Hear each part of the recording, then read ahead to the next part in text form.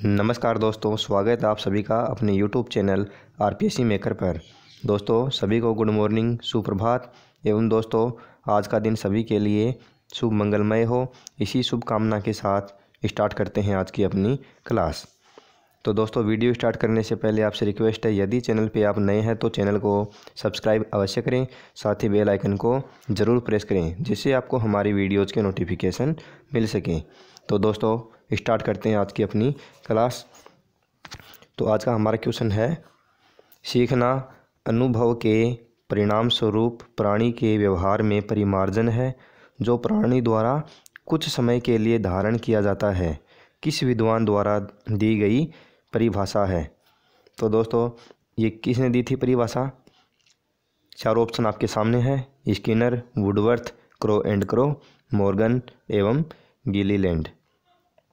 तो दोस्तों इसका जो राइट आंसर होगा वो होगा, सोच के बताइए क्या होगा। इसका होगा ऑप्शन एवं गिलीलैंड, ऑप्शन नंबर 4 इसका राइट आंसर होगा। बढ़ते हैं क्वेश्चन नंबर नेक्स्ट। सीखने की गति निर्भर करती है। तो दोस्तों जो सीखने की गति है वो किस पर निर्भर करती है? सीखने वाले की प्रेरणा पर, जिज्ञासा पर, सीखने वाले की रुचि पर और उपयुक्त सभी पर। दोस्तों जो सीखने की गति है दोस्तों बिल्कुल इजी क्वेश्चन है। सीखने वाले की प्रेरणा यानी जो खुद सीख रहा है उसकी प्रेरणा पर भी, और उसकी जिज्ञासा पर भी, और सीखने वाले की रुचि पर भी। तो दोस्तों तीनों ही क्या है? तीनों ही राइट आंसर है। तो इसका क्या हो जाएगा? ऑप्शन नंबर 4 उपरोक्त सभी इसका राइट आंसर हो जाएगा। बढ़ते हैं क्वेश्चन नेक्स्ट। सीखना विकास की प्रक्रिया है, अधिगम की यह परिभाषा किसने दी? तो सीखना विकास की प्रक्रिया है, अधिगम की यह डेफिनेशन किसने दी थी? चारों ऑप्शन आपके सामने हैं, Woodworth, Skinner, crow and crow और गिलफोर्ड। तो दोस्तों क्या होगा इसका राइट आंसर? तो इसका जो राइट आंसर होगा ऑप्शन नंबर 1 वुडवर्थ। बढ़ते हैं क्वेश्चन नेक्स्ट। सीखने का सूझ का सिद्धांत देन है। तो दोस्तों ये क्वेश्चन बहुत बार आ चुका है, इम्पोर्टेंट है और वेरी सिंपल क्वेश्चन है। तो क्या होगा इसका? जो सूझ का सिद्धांत है, ठीक है, जिन्होंने चिंपैंजी पर प्रयोग किया था, किन्होंने किया? गेस्टाल्टवादियों ने, कोहलर, कोफका, मैक्स वर्दिमर।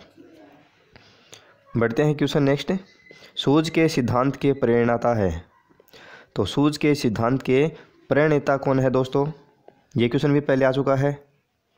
तो इसके प्रणेता है कोहलर एवं वर्दिमर, ऑप्शन नंबर 1 इसका राइट आंसर होगा।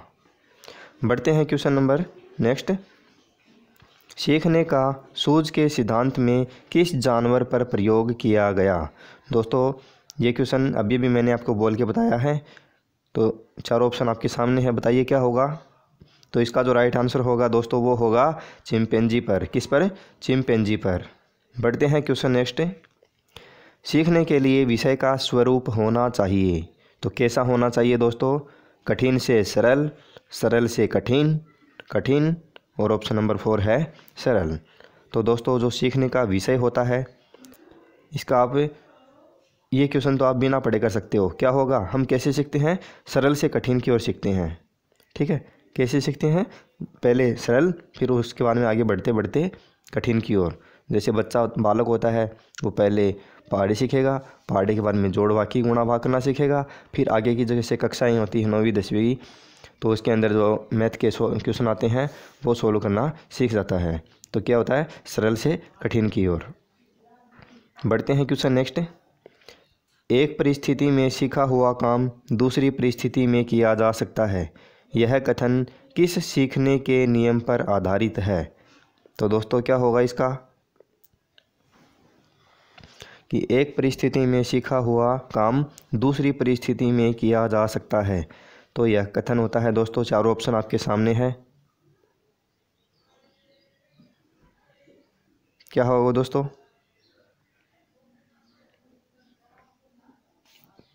तो इसका होगा ऑप्शन नंबर 4 तत्परता का नियम, ऑप्शन नंबर 4। बढ़ते हैं क्वेश्चन नेक्स्ट। सीखने को प्रभावित करता है कक्षा का प्रशासनिक वातावरण, आर्थिक वातावरण, मनोवैज्ञानिक वातावरण और सामाजिक वातावरण। तो दोस्तों चारों ऑप्शन आपके सामने है, क्या होगा सोच के बताइए। सीखने को प्रभावित कौन करता है? कक्षा का मनोवैज्ञानिक वातावरण। ठीक है, बढ़ते हैं क्वेश्चन नेक्स्ट। हम अपने कार्यों को छोटे छोटे भागों में विभाजित करते हैं, वह नियम है। तो दोस्तों वह नियम कौन सा होता है? कोई भी कार्य होता है उसको छोटे छोटे टुकड़ों में बांटकर उसको किया जाता है तो वह सरल हो जाता है, सिंपल हो जाता है, उस कार्य को करना आसान हो जाता है। तो इसका राइट आंसर क्या होगा? इसका होगा, चार ऑप्शन आपके सामने है, सोच के बताइए। आंशिक क्रिया का नियम। बढ़ते हैं क्वेश्चन नेक्स्ट। सीखना है एक, क्या है दोस्तों? सीखना विकास है, अनुकूलन है, परिवर्तन है या फिर उपरोक्त सभी है? तो दोस्तों विकास भी है, अनुकूलन भी है, परिवर्तन भी है, तो क्या हो जाएगा? ऑप्शन नंबर 4 उपरोक्त सभी। Question next. किसके अनुसार परिपक्वता और सीखना पृथक प्रक्रियाएं नहीं हैं, वरन एक दूसरे से अविच्छिन्न रूप से संबद्ध और एक दूसरे पर निर्भर है? तो दोस्तों ये किसने कहा है? कोलेसनिक, स्टीफेंस, सिम्पसन और मर्सेल। तो दोस्तों इसका जो राइट आंसर होगा वो क्या होगा? Option number 1 कोलेसनिक। बढ़ते हैं क्वेश्चन नेक्स्ट। किस विधि में विभिन्न विषयों पर सभाओं का आयोजन किया जाता है और इन विषयों के हर पहलू का छात्रों द्वारा अध्ययन किया जाता है? तो किसके द्वारा? वाद विवाद द्वारा, वर्कशॉप विधि, विचार गोष्ठी विधि और बेसिक विधियाँ। तो दोस्तों चारों ऑप्शन आपके सामने हैं, बताइए इसका राइट आंसर क्या होगा? तो इसका जो राइट आंसर होगा वो होगा वर्कशॉप विधि, जिसके अंदर क्या होता है कि विभिन्न विषयों पर सभाओं का आयोजन किया जाता है और इन विषयों के हर पहलू का छात्रों द्वारा अध्ययन किया जाता है। किसके द्वारा? छात्रों के द्वारा। तो वो होती है कौन सी? वर्कशॉप विधि। बढ़ते हैं क्वेश्चन नेक्स्ट। जब सीखने का अर्थ किसी उद्देश्य या इच्छा को संतुष्ट करता है तब सीखने में संतोष का महत्वपूर्ण स्थान होता है, किसकी परिभाषा है? रायबर्न की, डगलस की, वासबर्न की और थांडाई की। तो दोस्तों चार ऑप्शन आपके सामने है, तो ये किसकी परिभाषा है? ये है ऑप्शन नंबर 3 वासबर्न की। किसकी? Washburn, option number 3। उद्दीपन एवं अनुक्रिया में बंध स्थापित होना ही अधिगम है, यह किस अधिगम सिद्धांत पर आधारित है? तो दोस्तों क्या होगा इसका राइट आंसर? उद्दीपन एवं अनुक्रिया में बंध स्थापित होना ही क्या है? अधिगम है। उद्दीपन अनुक्रिया यानी एसआर थ्योरी कौन सा है? प्रयास एवं त्रुटि। उद्दीपन तो क्या होता है? स्टिमुलस। अनुक्रिया क्या होती है? रिस्पॉन्स। तो स्टिमुलस और रिस्पॉन्स यानी एसआर थ्योरी कौन सा होता है? प्रयास एवं त्रुटि का सिद्धांत। बढ़ते हैं क्वेश्चन नेक्स्ट। अस्वाभाविक उत्तेजक के प्रति स्वाभाविक उत्तेजक के समान अनुक्रिया करना ही अधिगम है, यह कथन किस अधिगम सिद्धांत पर आधारित है? चारों ऑप्शन आपके सामने है, वीडियो को पॉज करके चार ऑप्शन आसानी से आप देख सकते हैं। तो बताइए इसका जो राइट आंसर होगा वो क्या होगा? तो दोस्तों इसका जो राइट आंसर होगा वो होगा ऑप्शन नंबर 2 परंपरागत अनुबंध अनुक्रिया का सिद्धांत। बढ़ते हैं क्वेश्चन नेक्स्ट।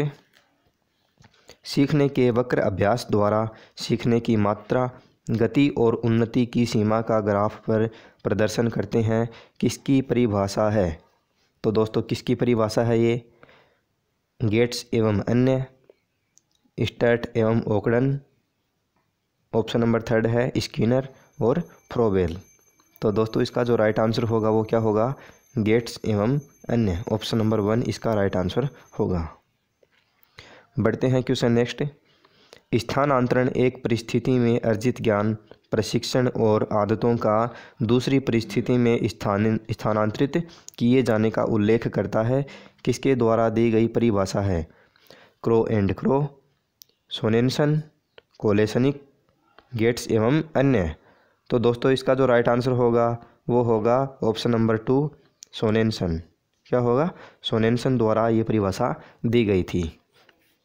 बढ़ते हैं क्वेश्चन नंबर नेक्स्ट।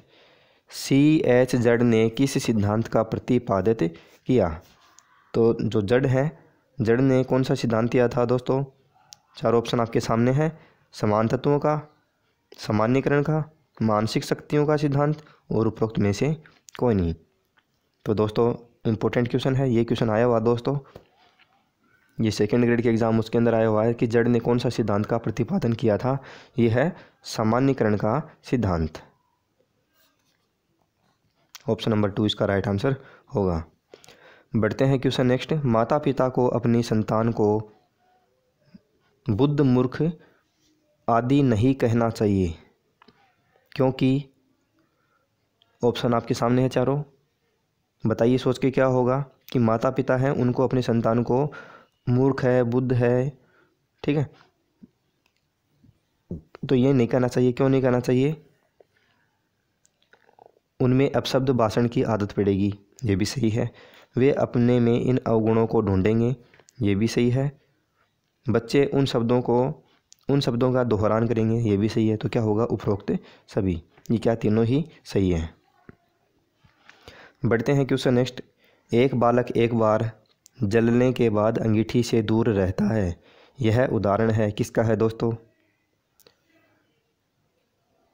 ठीक है, अब क्या है, बालक और अंगीठी जल रही है, तो एक बार जल गया तो वह उसे बार बार क्या करेगा? दूर भागेगा। कि अब अंगीठी और बालक, उसके अंदर क्या हो गया? अनुबंध स्थापित हो गया। तो अनुबंध स्थापित किस में होता है? शास्त्रीय अनुबंधन सिद्धांत में। ऑप्शन नंबर 2 इसका राइट आंसर हो जाएगा। बढ़ते हैं क्वेश्चन नेक्स्ट। सीखने की प्रक्रिया के अंतर्गत शिक्षा मनोविज्ञान अध्ययन करता है, तो दोस्तों किसका करता है? चार ऑप्शन आपके सामने हैं, बताइए सोच के क्या होगा?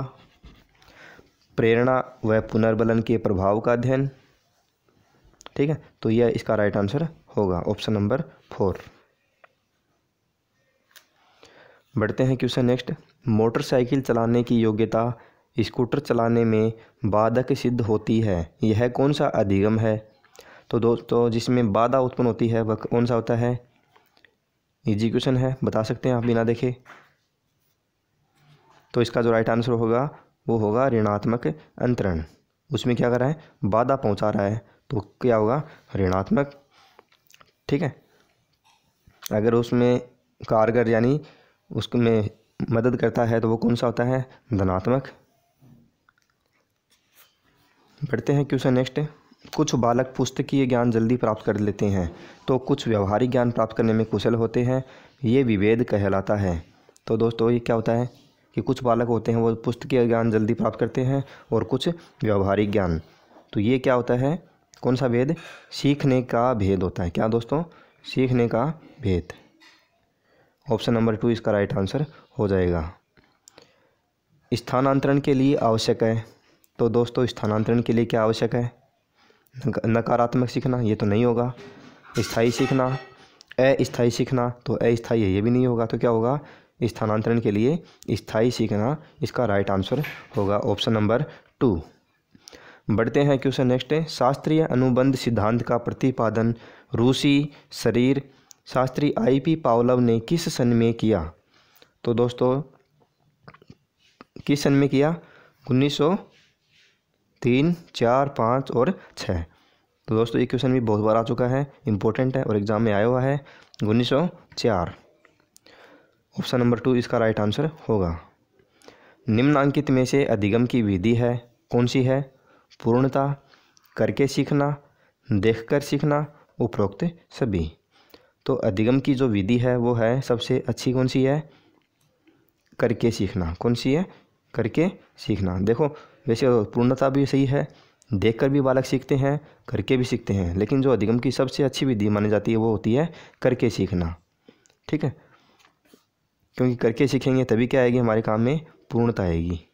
क्या आएगी? पूर्णता। गेस्टाल्टवादी थे, कहाँ के थे दोस्तों ये?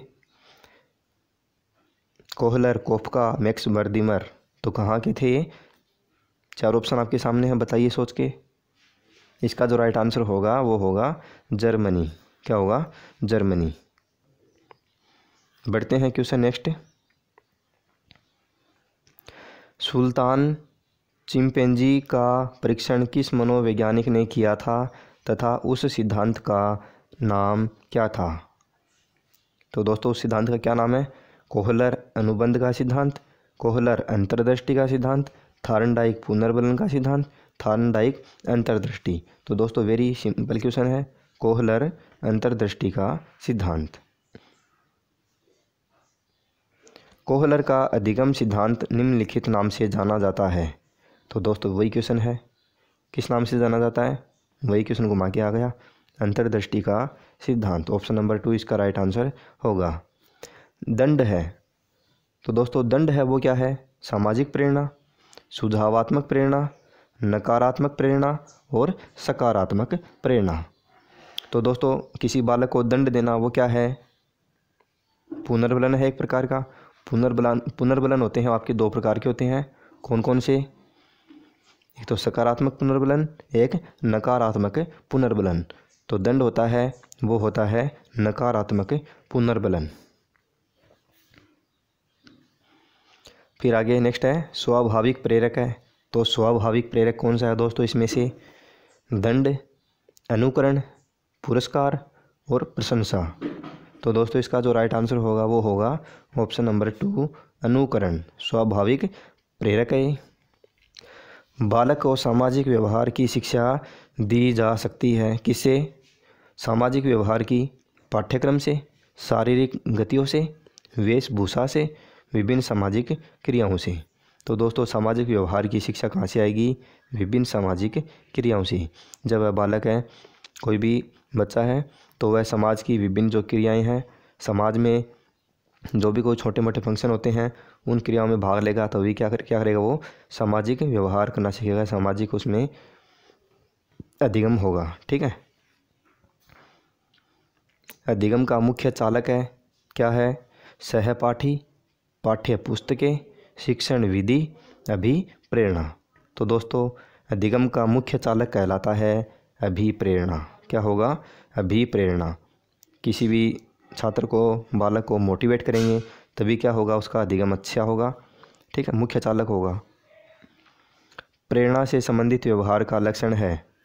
तो प्रेरणा से संबंधित व्यवहार का लक्षण क्या है? उत्सुकता, कुसमायोजन, दिशाएं, दिव्य वस्तु। तो दोस्तों क्या होगा? इसका राइट आंसर होगा उत्सुकता। ऑप्शन नंबर 1 इसका राइट आंसर होगा। ठीक है दोस्तों, बढ़ते हैं क्वेश्चन नेक्स्ट। अभिप्रेरित व्यवहार की विशेषता है शक्ति का संचालन, क्रिया केंद्रित, उत्सुकता एवं निरंतरता, आवश्यकता की पूर्ति। तो दोस्तों इसका जो राइट आंसर होगा वो क्या होगा? आवश्यकता की पूर्ति। बढ़ते हैं क्वेश्चन नेक्स्ट। प्रकार्यवाद सिद्धांत के प्रवर्तक हैं वुंट, गाल्टन, विलियम जेम्स और सभी। तो दोस्तों इसका जो राइट आंसर होगा वो क्या होगा? William James. ऑप्शन नंबर 3 इसका राइट आंसर होगा। बढ़ते हैं क्वेश्चन नेक्स्ट। विद्यालय में पुरस्कार से होती है, क्या होती है दोस्तों? ये इतने इजी क्वेश्चन है दोस्तों, इनको आप आसानी से कर सकते हैं बिना पढ़े। तो विद्यालय में पुरस्कार से होती है, क्या होता है पुरस्कार? तो पुरस्कार मिलता है तो क्या होता है? आनंद की प्राप्ति ये होती है। केवल पुरस्कार के लिए कार्य करना, तो दोस्तों ये नहीं है। क्या होगा? उत्साह है वर्धन। क्या होगा? उत्साह है वर्धन। सॉरी ये नहीं होगा, ये होगा मनोबल में वृद्धि। क्या होगा? मनोबल में वृद्धि हो जाएगी उसकी। ठीक है, पुरस्कार मिलेगा तो क्या होगा? छात्र के उसका मनोबल है वो बढ़ जाएगा, फिर से वह उसी कार्य को करेगा, फिर से उसको पुरस्कार मिलेगा, यानी उसको क्या मिलेगी? उसको मोटिवेट है ये। ठीक है, पुनर्बलन एक प्रकार का। बढ़ते हैं क्वेश्चन नेक्स्ट। जो पुरस्कार मिलना है दोस्तों ये क्या है? जो पुनर्बलन है, कौन सा पुनर्बलन है? सकारात्मक है या नकारात्मक है? ये है दोस्तों सकारात्मक पुनर्बलन। नकारात्मक होता है दंड देना। Question next. शास्त्रीय अनुबंधन या प्राचीन अनुबंधन का सिद्धांत मनोवैज्ञानिक पावलोव द्वारा दिया गया वे थे। कहाँ के थे दोस्तों? रूस के। कहाँ के? रूस के थे, रूसी वैज्ञानिक थे वो। किसी अस्वाभाविक उद्दीपक को बार बार स्वाभाविक उद्दीपक व अनुक्रिया के साथ जोड़ने पर पावलोव के अनुसार जो क्रिया होगी वह है। तो दोस्तों पावलोव के अनुसार कौन सी प्रक्रिया होगी? चारों ऑप्शन आपके सामने हैं। वीडियो को पॉज करके आसानी से देख लेना। तो इसका जो राइट आंसर होगा वो मैं आपको सीधा बता रहा हूँ, क्या होगा, अस्वाभाविक उद्दीपक के प्रति स्वाभाविक अनुक्रिया। दोस्तों इस प्रकार के क्वेश्चन है वो एग्ज़ाम में पूछे जाने की ज़्यादा संभावना होती है, ठीक है, क्योंकि इस प्रकार के जो क्वेश्चन होते हैं उनमें कंफ्यूज हो जाते हैं विद्यार्थी। तो ऑप्शन नंबर इसका इसका राइट आंसर होगा फर्स्ट। अधिगम का स्थानांतरण सर्वाधिक होता है कहाँ पर, असमान परिस्थितियों में, समान परिस्थितियों में, दोनों में और किसी में नहीं। तो दोस्तों इसका जो राइट आंसर होगा, स्थानांतरण सर्वाधिक कहाँ पर होगा, समान परिस्थितियों में। समान परिस्थितियों में अधिगम का स्थानांतरण सर्वाधिक होता है। बढ़ते हैं क्वेश्चन नेक्स्ट। सीखी गई क्रिया का अन्य समान परिस्थितियों में उपयोग किया जाना कहलाता है। तो क्या कहलाता है दोस्तों, परिपक्वता, अधिगम स्थानांतरण और अधिगम उपयुक्त में से कोई नहीं। तो दोस्तों इसका जो राइट आंसर होगा वो होगा ऑप्शन नंबर, बताइए सोच के क्या होगा, ये होता है अधिगम स्थानांतरण। और अधिगम स्थानांतरण कितने प्रकार का होता है दोस्तों, आज का ये क्वेश्चन है मेरा, अधिगम स्थानांतरण कितने प्रकार का होता है, कमेंट बॉक्स में ज़रूर बताइए। बढ़ते हैं क्वेश्चन नेक्स्ट। व्यक्ति द्वारा जब किसी वस्तु को देखकर या स्पर्श कर ज्ञान प्राप्त किया जाता है तो वह सीखना कहलाता है। तो क्या कहलाता है, करके सीखना, सादृश्यात्मक सीखना, ज्ञानात्मक सीखना और प्रत्यक्षात्मक सीखना। तो दोस्तों इसका जो राइट आंसर होगा क्या होगा, सोच के बताइए, चारों ऑप्शन आपके सामने हैं। इसका होगा, देखो, वस्तु को देखकर या स्पर्श करके ज्ञान प्राप्त करना क्या होता है, प्रत्यक्षात्मक सीखना, ठीक है, यानी आमने सामने किसी वस्तु को देखकर सीखना वो क्या कहलाता है, प्रत्यक्षात्मक सीखना। ऑप्शन नंबर 4 इसका राइट आंसर होगा। बढ़ते हैं क्वेश्चन नेक्स्ट। बालक विद्यालय में जीवन शैली सीखता है अनुकरण से, वातावरण से, व्यवहार से और संवेग से। तो दोस्तों जो बालक है विद्यालय में किससे सीखता है, तो बालक के लिए एक ही टर्म यूज़ होती है, कौन सी, अनुकरण से, ठीक है, अनुकरण यानी किसी को फॉलो करना, किसी का देखकर सीखना। बढ़ते हैं क्वेश्चन नेक्स्ट। अधिगम का अन्वेषण सिद्धांत किसकी देन है। तो अधिगम का जो अन्वेषण सिद्धांत है वो किसने दिया था, ये दिया था ब्रूनर ने। किसने, ब्रूनर ने दिया था अधिगम का अन्वेषण सिद्धांत। तो दोस्तों आज की हमारी वीडियो के क्वेश्चन कंप्लीट होते हैं। दोस्तों मैंने लगभग 30 के लगभग क्वेश्चन करवा दिए हैं। और दोस्तों वैसे टोटल तो हमारे क्वेश्चन हो गए हैं लगभग 300 से 250 के लगभग हो गए हैं, ठीक है, और भी इसके क्वेश्चन बचे हुए हैं 50-60, वो भी मैं आपको करवा दूंगा। तो दोस्तों उम्मीद करता हूँ क्वेश्चन आपको अच्छे लगे होंगे। दोस्तों वेरी इंपॉर्टेंट क्वेश्चन है, एग्ज़ाम में आने लायक है।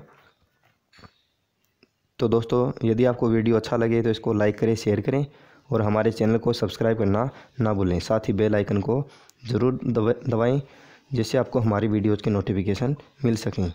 तो दोस्तों स्टार्ट, ठीक है दोस्तों, तो आज के वीडियो में इतना ही। मिलते हैं नेक्स्ट वीडियो में नेक्स्ट क्वेश्चनों के साथ। तब तक के लिए जय हिंद, जय भारत।